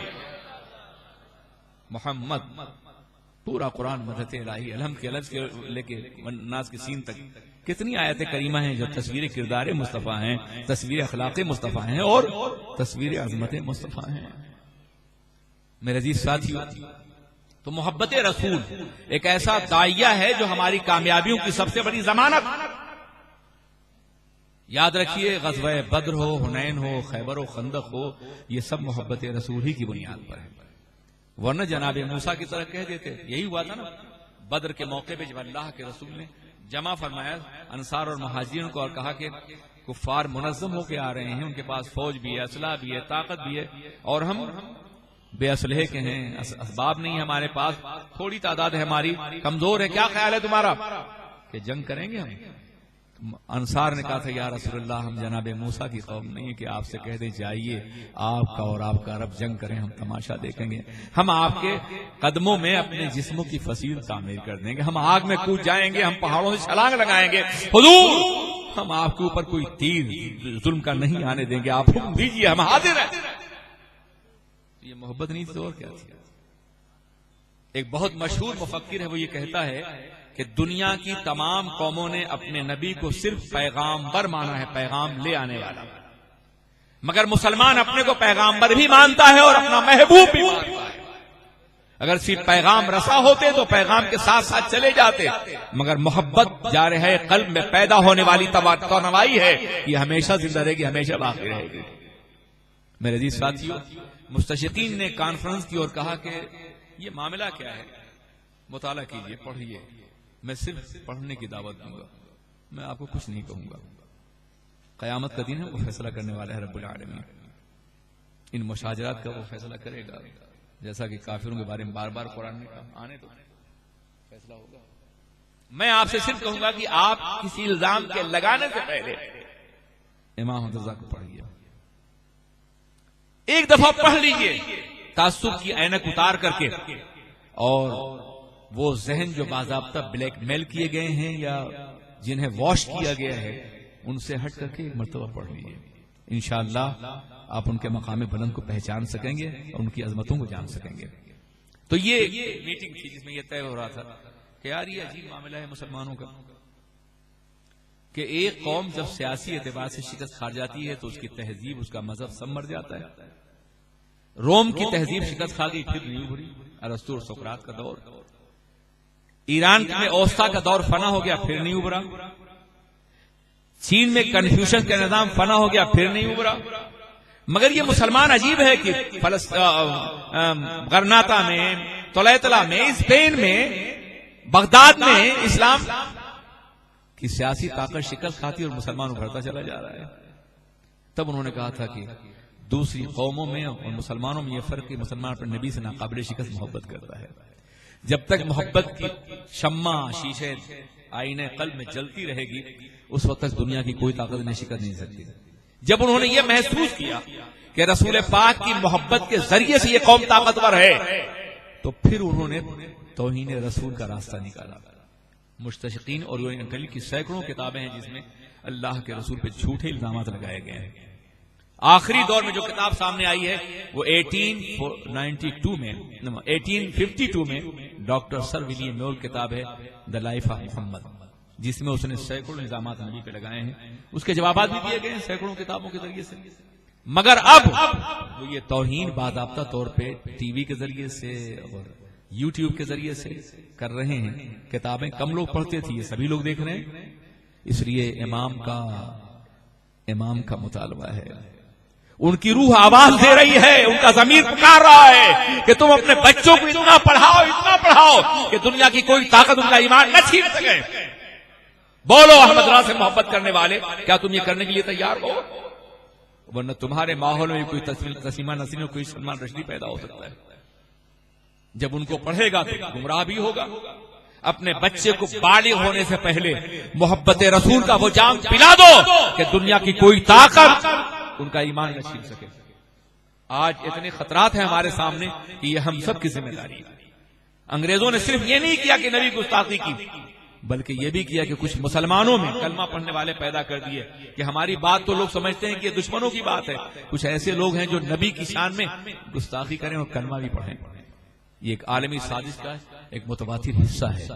پیغمبر اعظم کی عظمت، نبی کی شان اور نبی کے وقار کو باضابطہ طور پر ہمیشہ دلوں میں زندہ رکھنے کے لیے آپ کو قسم کھانی ہوگی کہ آپ کا ہر بچہ، خواہ وہ اسکول میں جا رہا ہو، انگلش میڈیم اسکول میں جا رہا ہو، کالج میں جا رہا ہو، یونیورسٹی میں جا رہا ہو، اس کے دل میں محبت رسول کی شمع آپ جلا دیں گے تاکہ دنیا اسے گمراہ نہ کر سکے۔ یاد رکھو، دل ایک گھر ہے، اگر یہاں محبت رسول ہوگی تو شیطان داخل نہیں ہوگا۔ میرے آقا نے فرمایا تھا الشیطان یجری فی الانسان مجرى الدم، شیطان جس میں انسان میں اس طرح دوڑتا ہے جیسے خون دوڑتا ہے۔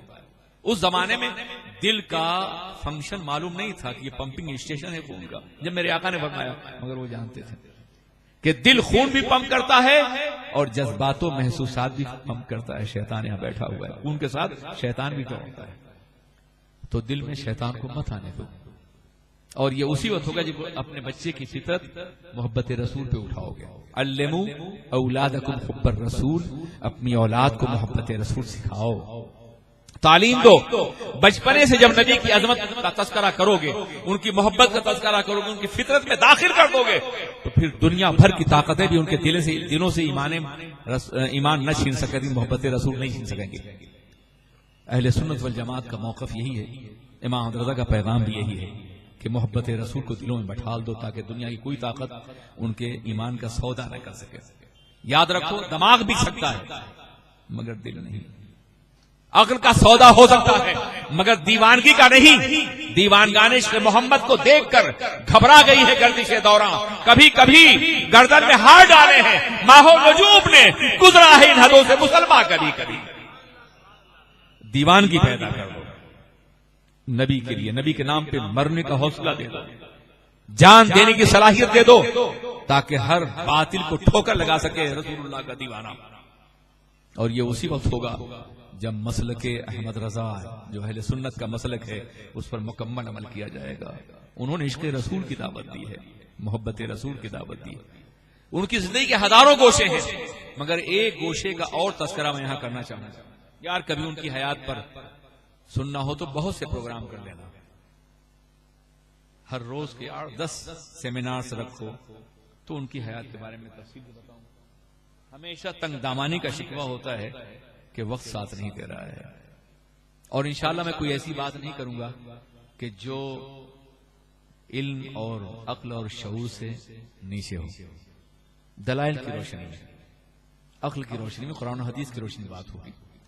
اب ایک بات جو مسلسل کہی جا رہی ہے وہ امام اعظم کے حوالے سے کہی جا رہی ہے کہ امام اعظم کی تقلید کرنے والے مشرک ہیں اور ہر مشرک مباح الدم ہوتا ہے. یہ بات بہت کثرت سے کہی جا رہی ہے اور یہاں یہ کہنے والے موجود ہوں تو میں نے دعوت فکر دی. I want to invite them to listen and to think about your claim. میں انہیں دعوت دینا چاہتا ہوں کہ آئیے ہم بیٹھ کے امام کے بارے میں جاننا چاہیں. عزیزان ملت اسلامیہ, وہ کہتے ہیں کہ ان کی فقہ جو ہے حدیث پر مبنی نہیں ہے, قیاس محض پر مبنی ہے. کچھ کہتے ہیں انہیں صرف 17 حدیثیں یاد تھیں وغیرہ وغیرہ, اس طرح کی بہت سی بات امام اعظم کے بارے میں ہو رہی ہے.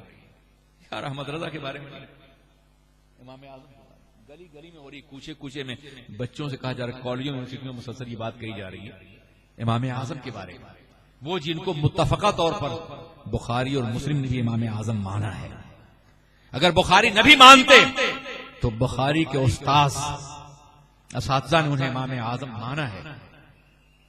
عبداللہ بن مبارک استاد ہیں امام بخاری کے, انہوں نے اعظم الناس کہا ہے, لوگوں میں سب سے افضل ہیں, سب سے بڑے ہیں.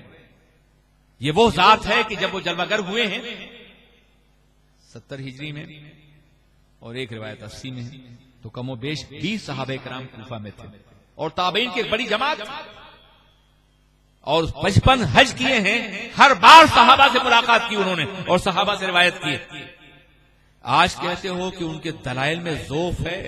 ارے ظالموں, کہاں ذوف تلاش کر رہے ہو؟ امام ابو حنیفہ اور سرکار کے درمیان میں یا تو ثلاثیات ہیں یا رباعیات ہیں, یعنی راویوں میں 3 ہیں یا زیادہ 4 ہیں, امام ایک اور اس کے بعد سرکار, یا صحابی اس کے بعد سرکار, یہی ہے نا. صحابہ سے روایت کرتے ہیں تو 3 ہیں راوی, اور اگر تابعین سے روایت کرتے ہیں تو 4 ہیں. امام خیر القرون میں پیدا ہوئے, کوئی نہیں پیدا ہوا ہے. میرے آقا نے فرمایا تھا خیر القرون قرنی ثم الذین یلونہم ثم الذین یلونہم, سب سے بہتر زمانہ میرا ہے, اس کے بعد جو ان سے ملے, اس کے بعد جو ان سے ملے. تو انہوں نے حدیث تابعین پایا ہے, صحابہ کا زمانہ پایا ہے, خیر القرون میں پیدا ہوئے ہیں. وہ کوئی اور دوسرا امام تو نہیں پیدا ہوا. تمہارے جتنے محدثین ہیں ہمارے بھی ہیں, وہ تو نہیں پیدا ہوئے امام. اب اگر تم کہتے ہو ان کی کوئی روایت ضعیف ہے, لکھ لو, نوٹ کر لو, سمجھنے کی کوشش کرو. تو میں کہتا ہوں ذوف کہاں پیدا ہوا ہے, کب پیدا ہوا ہے, کس مقام پہ پیدا ہوا ہے؟ جب امام اعظم نے روایت کی ہے صحابی سے, جب روایت کی ہے تابعی سے. یار بیٹھو, کوئی جلدی, کہیں کوئی کام پہ جا رہے ہو, اچھی باتیں ہو رہی ہیں, نہ اچھا لگے تو مت سننا, لیکن سن, ہم بھی بہت سی باتیں سن لیتے ہیں, روز افواہوں کو سنتے پھرتے رہتے. اچھا ٹائم نہیں جائیے, پھر کوئی بات نہیں, جائیے. شکریہ آپ کا, اللہ آپ کو سلامت رکھے, ایمان و عمل کے ساتھ رکھے. سمجھا آپ نے؟ ہاں میں سمجھ رہا ہوں, بیٹا جاؤ, اللہ اچھا رکھے آپ. میں سمجھا کہ شاید اب ایک, حالانکہ میں نے کچھ کہا نہیں ہوں, نے صرف اپنا دفاع کر رہا ہوں. ڈیفنس کا حق تو ہے نا مجھے, اپنے امام کی طرف سے ڈیفنس کا حق تو ہے نا. میں حملہ نہیں کر رہا ہوں, حملہ کروں تو بہت برا ہو جائے گا. اگر تمہارا چہرہ بے نقاب کروں تو کہیں پناہ لینے کے قابل نہیں ہوگا. لیکن میرا یہ کام کبھی نہیں رہا ہے کہ تمہیں بے نقاب کروں, میں خود کو بے نقاب کرتا ہوں.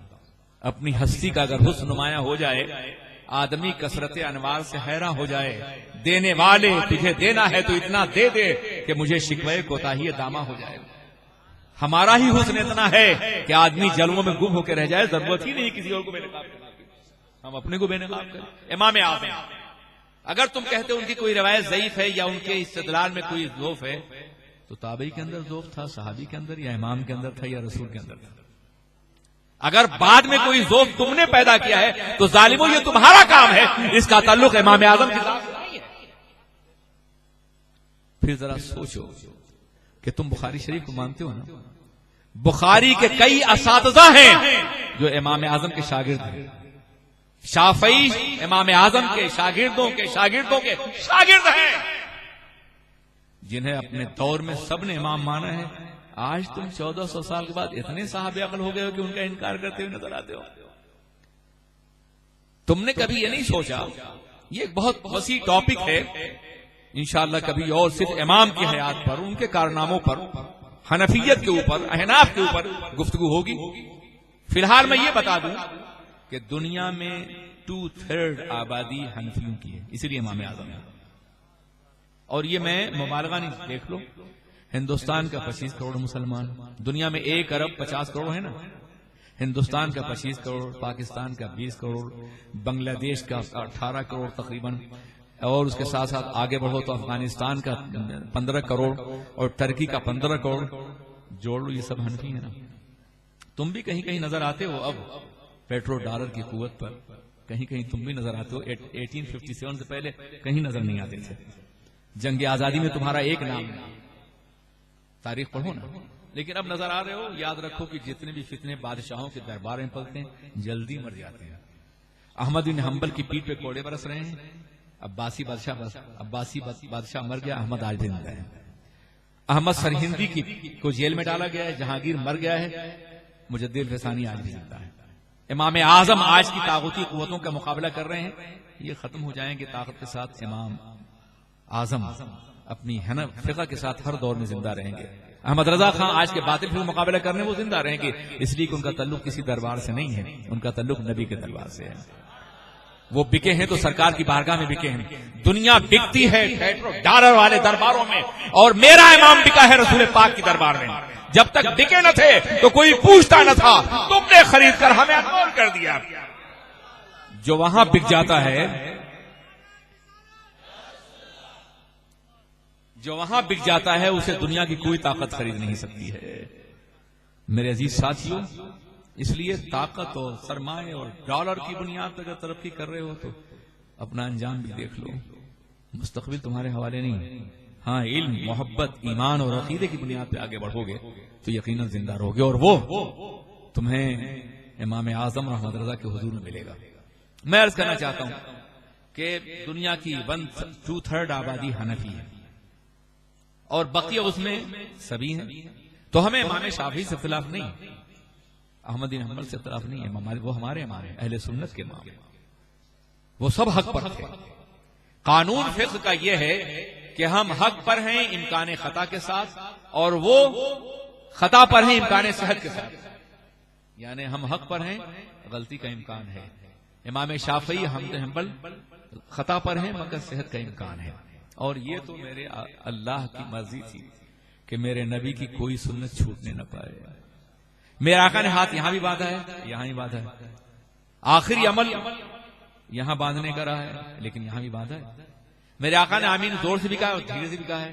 آخری عمل دھیرے سے کہنے کا ہے، تعلیم کے لیے زور سے کہا تھا، مگر دونوں عمل سرکار کا ہے.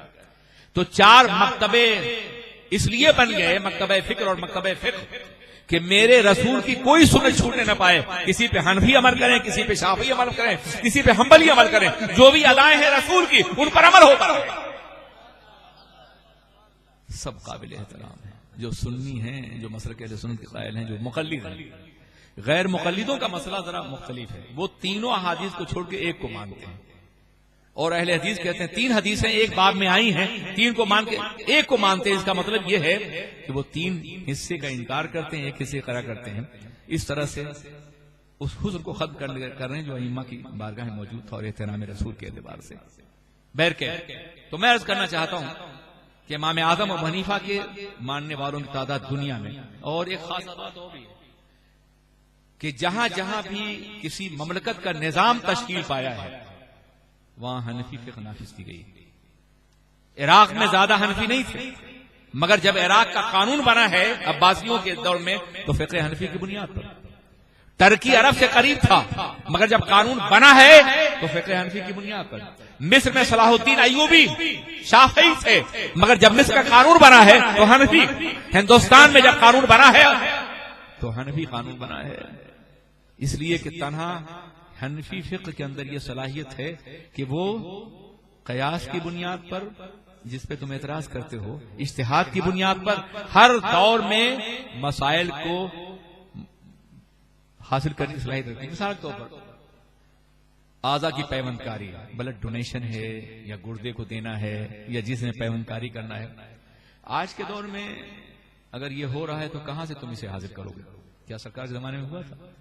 صحابہ کے زمانے میں؟ تمہیں اجتہاد کرنا پڑے گا، کوشش کرنی پڑے گی، تمہیں کہیں نہ کہیں فقہ حنفی کے اصولوں کا سہارا لینا پڑے گا، ورنہ آج کے دور میں چل ہی نہیں سکتے ہو. آج کے دور میں جتنی چیزیں نئی پیدا ہو رہی ہیں ان کے جائز یا ناجائز کہنے کے لیے تمہیں اجتہاد کرنا پڑے گا، تمہیں قیاس کے اصولوں پر عمل کرنا پڑے گا. تم مانتے ہو کہ اصول ادلہ اربعہ 4 ہیں، قرآن، سنت، اجماع امت اور قیاس. اس کے بغیر تو تم چل ہی نہیں سکتے ہو، ایک قدم نہیں چل سکتے ہو فقہ حنفی کے بغیر اور اصول قیاس کے بغیر، اصول اجتہاد کے بغیر. اور یہ کوئی امام اعظم نے اپنی طرف سے نہیں کہا. حضرت معاذ بن جبل رضی اللہ عنہ، حدیث تو تم نے پڑھی ہوگی نا، حدیث ہے نا، حضرت معاذ بن جبل کو یمن کا گورنر بنا کے میرے آقا بھیج رہے ہیں، ایک نئے ملک پہ حکومت کرنی ہے، نئے مسائل پیش آئیں گے. تو آپ فرماتے ہیں کہ معاذ وہاں فیصلے کس بنیاد پہ کرو گے؟ کہا حضور قرآن کے ذریعے سے. کہا اگر قرآن میں نہ پاؤ، یہ نہیں کہا قرآن میں نہ ہو، قرآن میں نہ پاؤ یعنی ہے تو مگر تم نہ پاؤ تو حضور حدیث کے ذریعے سے. حدیث میں نہ پاؤ ثم اجتہد برائی، تو میں اپنی رائے سے فیصلہ کروں گا. اور سرکار نے فرمایا الحمدللہ الحمدللہ الذی ہدا، تمام تعریف اللہ کی جس نے ہدایت دی. رسول اللہ ہے، رسول اللہ کے رسول کو یعنی فرستادہ کو، جس سے وہ راضی ہے اور جس سے میں راضی ہوں. تو امام اعظم کی جو 4 بنیادیں ہیں یہ رسول پاک کی عطا کی ہوئی ہیں، یہ تمہارے گھر سے حاصل نہیں کی گئی ہیں کہ اس پہ تم شبہوں لگاؤ یا الزام عائد کرو. اور صرف یہی نہیں، چاروں ائمہ کا موقف یہی ہے. تمہارا پتہ نہیں کیا ہے، یہ تو البانی سے پوچھ لینا. درود شریف پڑھو، اللہم صلی علی سیدنا مولانا محمد معدن جود والکرم وعلی بارک وسلم. بار ایک تسلسل ہے 1400 سال کا امام اعظم سے لے کے امام احمد رضا تک. اب یہاں چونکہ امام احمد رضا کو اس بات کا احساس تھا کہ ایک ایسا دور آئے گا کہ ایک ایسا طبقہ پیدا ہوگا جو فقہ حنفی کو پہ الزام لگائے گا، تقلید کو شرک قرار دے گا، وہ جانتے تھے. اور یہ اعتراض یہ ہوگا کہ فقہ حنفی پہ دلائل نہیں حدیث کے. چنانچہ امام احمد رضا کے معاصرین کو دیکھو، اس زمانے میں جو مفتیان کرام تھے ان کی کتابیں پڑھو، وہ جواب دیتے ہیں. پوچھا جاتا ہے یہ چیز جائز یا ناجائز ہے تو کہتے ہیں ناجائز یا جائز ہے. 2 لفظوں میں جواب، 2 سطر میں جواب. ان کے معاصرین کا معاملہ ہے. لیکن جب امام سے پوچھا جاتا ہے تو ایک ایک جواب میں کئی 100 صفحے لکھتے ہیں. پہلے قرآن لکھتے ہیں، پھر حدیث لکھتے ہیں، پھر اجماع امت اور پھر قیاس اور پھر ترجیح دیتے ہیں نظر آتے ہیں. یہ امام کے فتاوے کا انوکھا اس طریقہ ہے جو آج کے دور میں زبان بندی کے فریضے انجام دے رہا ہے ان باطل قوتوں کے جو حنفیت کے خلاف بول رہے ہیں. عصر جدید میں حنفیت پہ بہت بڑا احسان ہے امام احمد رضا فاضل بریلوی کا. انہوں نے ہمارے مسائل کو استدلال کی زبان عطا فرمائی ہے، دلائل سے آراستہ کیا ہے، دلائل کی قوت عطا فرمائی ہے. تم کہتے ہو ان کو حدیثیں نہیں، امام کو نہیں معلوم ہے. امام اعظم کو احمد رضا کی بارگاہ میں آؤ، کم از کم 8 جلدیں، جامع الحدیث کی 8 جلدیں صرف ان حدیث سے مشتمل ہے جن کا تذکرہ فتاوی رضیہ کے اندر ہے. اگر تم تحاوی کو نہیں پڑھ سکتے، اتنے باشعور تو ہو نہیں، روایتی انداز میں پڑھنے کا سرسری پن ہے تمہارے اندر، تحاوی کو پڑھنے کے لیے دماغ چاہیے. اگر تم تحاوی کو نہیں پڑھ سکتے ہو، اگر تم عینی کو نہیں پڑھ سکتے ہو، فتح القدیر کو نہیں پڑھ سکتے ہو تو یار احمد رضا کو پڑھ لو، فتاوی رضویہ کو پڑھ لو، پڑھ سکتے ہو تو تمہارے تمام سوالوں کا جواب مل جائے گا۔ تمہارا سب سے بڑا محدث جسے تم استاد الکل فی الکل کہتے ہو، میں نے بتا دیا ہے جس نام سے یاد کرتے ہو، احمد رضا کو پڑھ لو۔